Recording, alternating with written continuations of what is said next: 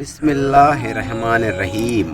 السلام علیکم محترم ناظرین، آج ہم آپ سے بات کریں گے ایک شیر اور اللہ کے ولی کے واقعہ کے بارے میں۔ محترم ناظرین، آپ سے گزارش ہے کہ ویڈیو کو آخر تک ضرور دیکھیں تاکہ مکمل واقعہ آپ سمجھ سکیں۔ سیدنا حسن بصری رحمۃ اللہ تعالی علیہ فرماتے ہیں، میں ایک متقی و پرہیزگار شخص کے جنازے میں شریک ہوا۔ اسے بصرہ کے قبرستان میں دفن کیا گیا۔ تدفین کے بعد لوگ اپنے اپنے گھروں کی طرف چلے گئے اور میں قریبی جنگل کی طرف چلا گیا۔ وہاں اللہ کی قدرت میں غور و فکر کرتا رہا۔ ایک جگہ بہت گھنے درخت تھے۔ میں نے جب بغور دیکھا تو ان درختوں کے پیچھے ایک غار نظر آیا۔ میں نے اپنے دل میں کہا، شاید یہ غار ڈاکوؤں اور لٹیروں کی آمجگاہ ہے۔ جب میں اس غار کے قریب گیا تو دیکھا کہ وہاں نورانی چہرے والا ایک حسین و جمیل نوجوان اون کا جبہ پہنے بڑے خشوع و وضوع سے نماز پڑھ رہا تھا۔ میں اس کے قریب جا کر بیٹھ گیا۔ اس نوجوان نے رکوع و سجود کے بعد سلام پھیرا اور میری جانب متوجہ ہوا۔ میں نے سلام کیا، اس نے جواب دیا۔ میں نے اس سے پوچھا، اے میرے بھائی، آپ کہاں کے رہنے والے ہیں؟ اس نے کہا، میں ملک شام کا رہائشی ہوں۔ میں نے پوچھا، آپ شام سے بصرہ کس مقصد کے لیے آئے ہیں؟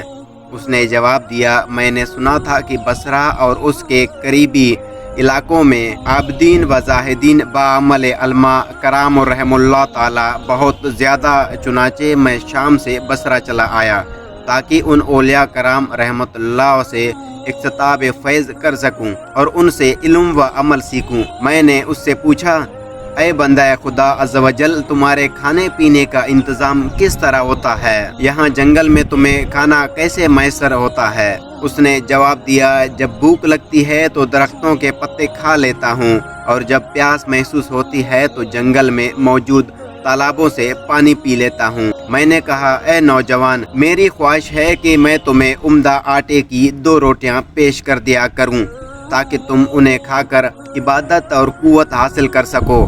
تو وہ نوجوان کہنے لگا، ایسی باتیں چھوڑو، میں نے کئی سالوں سے کھانا نہیں کھایا، پتے کھا کر ہی گزارا کر رہا ہوں۔ میں نے کہا، اے میرے بھائی، اگر تم ہمارے کھانے کے قبول کر لو تو ہماری خوش قسمتی ہوگی۔ تم ہماری طرف سے کچھ نہ کچھ قبول کر لو تاکہ ہمیں برکتیں حاصل ہوں۔ وہ نوجوان بولا، اچھا، اگر تم بضد ہو تو جو بغیر چھنے آٹے کی 2 روٹیاں لے آؤ اور سالن کی جگہ نمک لانا۔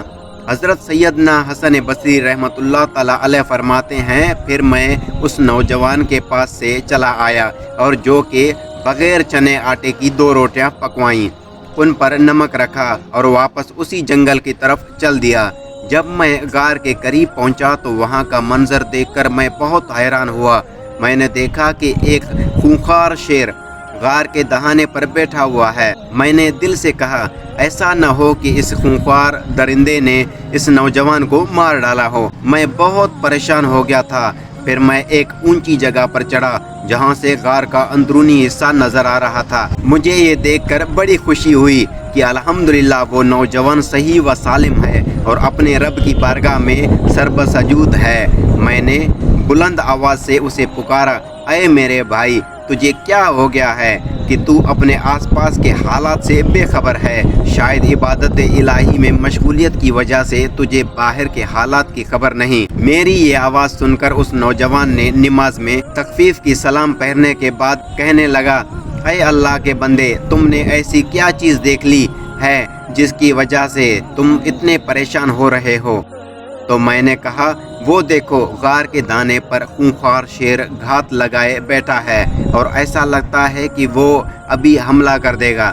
اس نے مجھے مخاطب کرتے ہوئے کہا، اے خدا کے بندے، اگر تو اس ذات سے ڈرتا جس نے اس شیر کو پیدا کیا ہے تو یہ تیرے لیے بہت بہتر تھا۔ پھر اس نوجوان نے شیر کی طرف توجہ کی اور کہا، اے درندے، بے شک تو اللہ کے کتوں میں سے ایک کتا ہے۔ اگر تجھے بارگاہ کی خاوندی سے حکم ملا ہے کہ تو مجھے کوئی نقصان پہنچائے تو پھر میں تجھے روکنے کی قدرت نہیں رکھتا۔ اور اگر تجھے اللہ رب العزت کی طرف سے حکم نہیں ملا تو پھر مجھے تیرا کوئی خوف نہیں، پھر تیری بہتری اسی میں ہے کہ تو یہاں سے چلا جا۔ تو خواہ مخواہ میری اور میرے بھائی کی ملاقات میں حائل ہو رہا ہے۔ ابھی اس نیک خصلت نوجوان نے اپنی بات مکمل بھی نہ کی تھی کہ وہ شیر دہاڑنے لگا اور دم ہلاتا ہوا وہاں سے اس طرح بھاگا جیسے اسے اپنا کوئی شکار نظر آ گیا ہو۔ جب شیر چلا گیا تو میں اس نوجوان کے پاس آیا اور یہ کہتے ہوئے دونوں روٹیاں اس کے سامنے رکھ دیں کہ اے میرے دوست، جو چیز تو نے طلب کی تھی وہ حاضر ہے۔ اس نے روٹیاں لیں اور انہیں حسرت بھری نگاہوں سے دیکھنے لگا، پھر وہ رونے لگا۔ روتے روتے اس کی ہچکیاں بند گئیں، پھر اس نے روٹیاں نیچے رکھ دیں اور آسمان کی طرف دیکھتے ہوئے کہنے لگا، اے میرے پاک پروردگار، میں تجھے تیری عرش عظیم کا واسطہ دے کر التجا کرتا ہوں کہ اگر تیری بارگاہ میں میرا کچھ مرتبہ و مقام ہے اور میں تیری بارگاہ میں مردود نہیں بلکہ مقبول ہوں، تو اے میرے اللہ مجھے اپنے قرب خاص میں بلا لے اور میری روح قبض فرما لے۔ حضرت سیدنا حسن بصری رحمۃ اللہ علیہ فرماتے ہیں، ابھی اس نوجوان نے یہ دعا مکمل ہی کی تھی کہ فوراً اس کی بے قرار روح اس دنیا سے زندگی کی قید سے آزاد ہو کر عالم بالا کی طرف پرواز کر کی گئی۔ میں واپس اپنے علاقے میں آیا اور چند متقی و پرہیزگار لوگوں کو جمع کیا تاکہ ہم اس نوجوان کی تعزیز و تکفین کر سکیں۔ میں اپنے ان ساتھیوں کو لے کر غار کی طرف چل دیا۔ جب ہم وہاں پہنچے تو دیکھا کہ غار میں تو کوئی بھی موجود نہیں، جس خوش نصیب نوجوان کی لاش کو میں ابھی یہاں چھوڑ کر گیا تھا، اب وہاں اس کا نام و نشان بھی نہیں تھا۔ میں بہت حیران و پریشان تھا کہ آخر اس کی لاش کہاں غائب ہو گئی۔ اچانک مجھے ایک غیبی آواز سنائی دی۔ کوئی کہنے والا کہہ رہا تھا، اے ابو سعد، یہ حضرت سیدنا حسن بصری رحمۃ اللہ تعالی علیہ کی کنیت تھی، اپنے رفاع سے کہو کہ وہ واپس چلے جائیں، اب اس نوجوان کی لاش کبھی نہیں ملے گی کیونکہ اس نوجوان کی لاش کو یہاں سے اٹھا لیا گیا ہے۔ معزز خواتین و حضرات، ارشاد باری تعالیٰ علیہ ہے کہ وہ اللہ کے ساتھ کسی اور اللہ کو نہیں پکارتے، نہ ہی اللہ کی حرام کی ہوئی کسی جان کو ناحق قتل کرتے ہیں اور نہ زنا کرتے ہیں، اور جو شخص ایسے کام کرے گا ان کی سراپا کے ان کی سزا اسے ملے گی۔ قیامت کے دن اس کا عذاب دگنا کر دیا جائے گا اور ذلیل ہو کر اس میں ہمیشہ کے لیے پڑا رہے گا، سوائے ان لوگوں کے جو توبہ کریں اور ایمان لائیں اور نیک کام کریں۔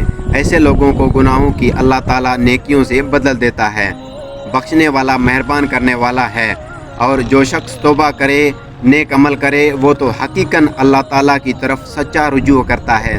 ابن قیم رحمۃ اللہ تعالیٰ علیہ کہتے ہیں، سراپا عدل و فضل پر مبی حکم الہی ہے، گناہ سے تائب ہونے والا ایسے ہی جیسے اس نے گناہ کیا ہی نہیں، بلکہ اللہ تعالیٰ نے شرک معصوم جان کے قتل اور زنا سے توبہ کرنے والے کے لیے ضمانت لکھ دی ہے کہ اس گناہ کو نیکی میں بدل دے گا، اور اللہ کا یہ حکم کسی بھی گناہ سے تائب ہونے والے کے لیے عام ہے۔